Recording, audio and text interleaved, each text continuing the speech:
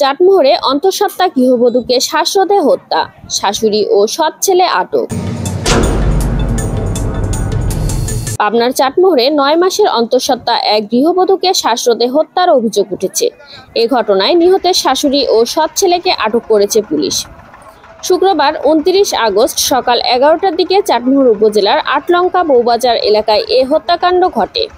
নিহতের নাম শাপলা খাতুন, তিনি সৌদি প্রবাসী মঞ্জিল হোসেনের স্ত্রী।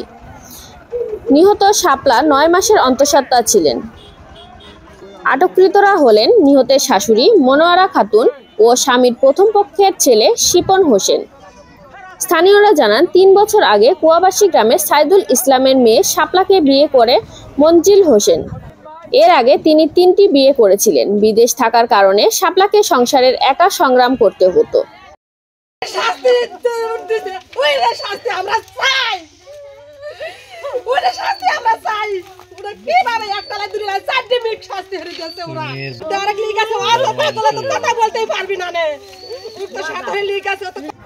এদিকে সৎ ছেলে শিপন শুরু থেকেই তাকে মেনে নেন নাই, প্রায় নির্যাতন করতেন এবং কয়েক মাস আগে বাড়ি থেকে বের করে দেন। সম্প্রতি স্থানীয়দের মধ্যস্থতায় শাপলাকে আবারও স্বামীর ঘরে তোলা হলে শিপন খোলাখুলিভাবে হত্যার হুমকি দেয়। শুক্রবার সকালে শাপলার ইলেকট্রিক শর্ট লেগে মারা গিয়েছে বলে প্রচার চালাতে থাকে শাপলার শাশুড়ি ও সৎ ছেলে। পরে স্থানীয়দের সন্দেহ হলে স্থানীয়রা পুলিশে খবর দেয়। নিহতের গলায় আঘাতের চিহ্ন থাকায় শ্বাসরোধে হত্যার অভিযোগ ওঠে। পরে পালিয়ে যাওয়ার সময় শাশুড়ি ও সৎ ছেলেকে আটক করে স্থানীয়রা। নিহতের বড় মা নাজমা খাতুন কান্নাজড়িত কণ্ঠে বলেন, আমরা জানতে পারছি যে ৯ মাস বিটি চলতেছে আর ৮-৯ দিন সময় আছে বাচ্চা হওয়ার। কালও গেছিলে আলট্রাসাউন্ড হরবির বলে দিয়েছে আর ৮-৯ দিন সময় আছে। এই অবস্থায় সে চলে গেল। এখন এর কি অবিতে তো বলতে পারতেছি না। এগুলো আমার ন্যায় বিচার মানে উইক একবারে কোয়াবিদিন ফেলানো লাগবে, একবারে কোয়াবিদিন ফেলানো লাগবে, কোনো কথা নাই। মূলগ্রাম ইউনিয়ন পরিষদের সাবেক চেয়ারম্যান গিয়াস উদ্দিন জানান, ৩-৪ মাস আগে থানায় আমি প্রায় রাত 8:30-9টার দিকে দাঁড়া আছি। তো মেয়েটা আমাকে বললো, স্যার আপনি কি গ্যাস চেয়ারম্যান? আমি বললাম, জি আমি গ্যাস চেয়ারম্যান। তো বললো, স্যার আমার শাশুড়ি আর আমার হলো সতীনের ছেলেরা আমাকে বাড়ি তুলতে দেয় না।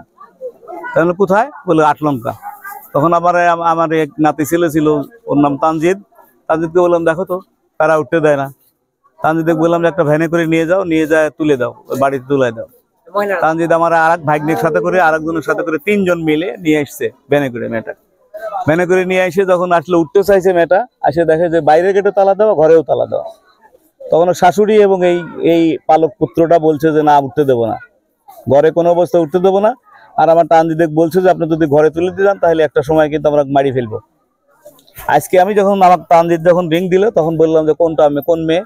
তো বললো যে আটলঙ্কা যে মেয়েটাকে রেখে এলাম সেই মেয়েটা। আমি আবার সাথে সাথে একটা সালিশি ছিলাম, সাথে সাথে আবার জিল্লুক রিং দিলাম, ডিউটি অফিসার রিং দিলাম, ডিউটি অফিসার ধরলাম, জিল্লুক রিং দিলাম, বললাম যে একটা মেয়ে মারা গেছে, মহিলা মারা গেছে, সেখানে যান। আমি সালিশটা শেষ করে এখানে আসলাম। আসার পরে স্থানীয় লোকজন সবাই বলতেছিল যে মেয়েটাকে মারিয়ে ফেলছে, মেয়েটাকে মারিয়ে ফেলছে। অথচ এরা বলতেছে যে বিদ্যুতের শর্ট লাগছে, বিদ্যুতের শর্ট লাগে মনে হয়েছে। কিন্তু আমি ঘরের ভিতরে যখন গেছিলাম, এসপি সার্কেল আসছিল, আমার কাছে মনে হয়েছে বিদ্যুতের শর্ট জনিত কোনো ঘটনাই না। এবং স্থানীয় সকল মহিলারা বললো যে 2 দিন আগে ওই ছেলেটা বাড়িয়ে একেবারে মেয়েটা কি দিয়ে বাড়িয়েছে, বাড়িয়ে একেবারে পাটের জমি পর্যন্ত নিয়ে গেছে। মেয়েটা অত্যন্ত অসহায় পরিবারের মেয়ে, আমার ধারণা অসহায় পরিবারের মেয়ে এবং সৎ মেয়ে, যার কারণে স্বামীর গৃহ ছেড়ে চলে যায় নাই। ও যখন ওই আমার সাথে কথা বলে, আমি বলছিলাম তোকে যদি কেউ ভাত না দেয় তুই আমার বাসায় চলে আসিস, আমারও মেয়ে নাই, তুই আমার বাসায় চলে আসিস, আমার মেয়ের মতো থাকিস, যা ছোট মানুষ তুই, আমার মেয়ের মতো থাকিস। কিন্তু আজকে দেখলাম ঘটনা এই পর্যন্ত। কিভাবে মারছে এখন জানা গেছে হলো যে মেয়েটাকে মারিছে, মারার পর যখন দেখছে যে মেয়েটা মরে গেছে মেয়েটাকে, তখন আবার ও করছে মরা নিশ্চিত করার জন্য ও যে কোনো একটা দিয়ে তখন ওর গলায় দিছে, মোরা দিছে। মোরা দেওয়ার পর আমার যে ছেলেটা দিল, আমার নাম ভুলে গেলাম, ও যে ছেলেটা হলো তোমার হলো সুরতাল রিপোর্টে সই করলো, ও বললো যে দাদা আমি যখন আসি তখনও দেখছি ওর পালস লড়তেছে। আমি ছেলেটাকে বারবার বলছি যে চল ভ্যানে তুলে নিয়ে যাই, যদি বাসে, ভ্যানে তুলতেই দেয় নাই ও সতীনের ছেলেটা। এবং এই সতীনের ছেলেটার মূল ইন্ধন দাতা ছিল হলো ওর শাশুড়ি। ওর শাশুড়ি মানে ওই ছেলেটার, হ্যাঁ। এবং পায়ে মারিয়ে তখন ওর পালায় চলে যাচ্ছিল। তানজিদ আবার যখন এখানে এসে শুনছে, স্থানীয় লোকজন বলছে যে ওর মায়েক ওই ছেলেটার দাদিক আর ছেলেটাকে ধরে নিয়ে আসা দরকার। ও হুন্ডা চালায় আবার কিছু ছেলেপেলের সাহায্যে ধরে নিয়ে এসে যে আমরা পুলিশের কাছে হস্তান্তর করলাম। একজন এলাকাবাসী জানান, রিলেটেড জানি। হ্যাঁ, তো আসলে দর্শক যদি আমরা বুঝাইতে পারি যে ঘটনাটা এর সাথে এর সম্পর্ক। এই যে মেয়েটা মারা গেল, এই মেয়েটা দীর্ঘ 5 মাস আগে আমাদের কাছে যায়।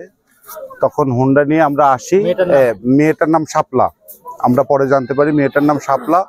পরে আমরা নিয়ে আসলাম, নিয়ে আসার পরে এরকম ঘরে তালা দেওয়া ছিল, গেটে তালা দেওয়া ছিল।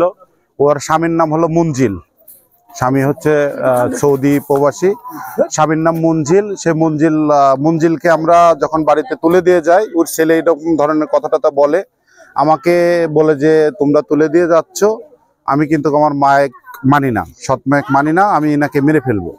তো বললাম এরকম ধরনের কথা বলো না, তুমি ছোট মানুষ, তোমার বয়স কেবল 20 বছর, তুমি এসব বুঝবা না। মার্ডার হলে যে কতটা। দুটা ওয়াইফ ছিল মুনজিলের, 4টা ওয়াইফ।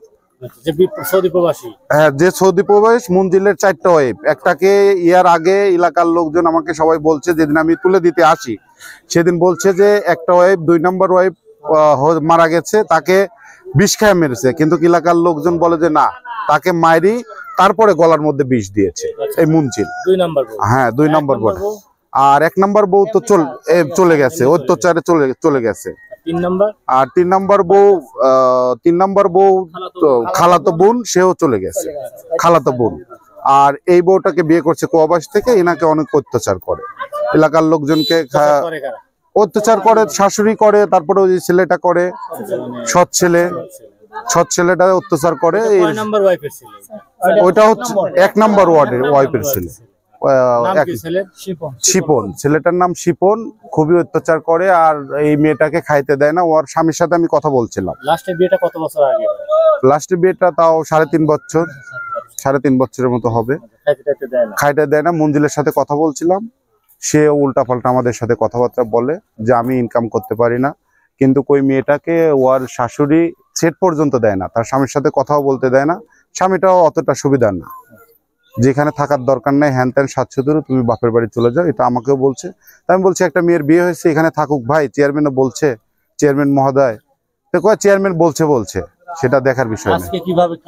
আজকে জানলাম, আমি প্রথম জানি যখন আমি ব্যবসা শেষে যখন বাসায় যাচ্ছি, তখন আমাকে ফোন দিল একটা লোক, আমাদের যে এখানে সালেকের ছেলে, যে ভাই এরকম কথা, যাকে সালিশ করে দিয়েছিলেন সেই মেয়েটা তো মারা গেছে। তো তখন আমার একটু খারাপই লাগলো, যেহেতু থানা মোড়ে বললো ভাই আমি খাইতে পাই নাই, আমাকে 4টা খাইতে দেন। তা আমি খুব খাইতে দিলাম, কিন্তু কষ্ট হচ্ছে খুবই। তো খাওয়ার পরে তখন আমি এখানে আসলাম, দেখি যে এই ঘটনা। পরে হচ্ছে ওই পাশে যাওয়ার পরে ওই যে ছেলেটার যে দাদি, মানে মেয়েটার যে শাশুড়ি, উনি বলতেছে, একজনকে বলতেছে যে আমি কোন দিয়ে যাব। তখন আমি বললাম ওই ছেলেটা কোথায়। তখন আমার এলাকার যারা আমার পরিচিত ছোট ভাই ব্রাদার আছে, তাদেরকে সাথে করে 4-5টা মোটরসাইকেল নিয়ে গেলাম। ওই ছেলেটা বিলের মধ্যে অলরেডি চলে গেছে, মানে শ্যানগ্রামের পথ ধরে ওইদিকে নেংড়ির ওইদিকে চলে যাবে। পরে ধরে নিয়ে আসলাম, পরে এসে আমরা দেখলাম, দেখার পরে দেখি যে ওই মেয়েটার এন্দিয়ে খালাটালা আছে, ওই ছেলেটারও এন্দিয়ে খালাটালা আছে। ছেলেটাই মানে এই পরিকল্পনার সাথে ছেলেটাই জড়িত। চাটমোহর থানার ভারপ্রাপ্ত কর্মকর্তা ওসি মঞ্জুরুল আলম জানান, নিহতের মরদেহ উদ্ধার করে ময়নাতদন্তের জন্য পাবনা জেনারেল হাসপাতাল মর্গে পাঠানো হয়েছে। আটক শাশুড়ি ও সৎ ছেলেকে থানায় হেফাজতে রাখা হয়েছে। মামলা দায়েরের পর তাদের শনিবার আদালতে সোপর্দ করা হবে।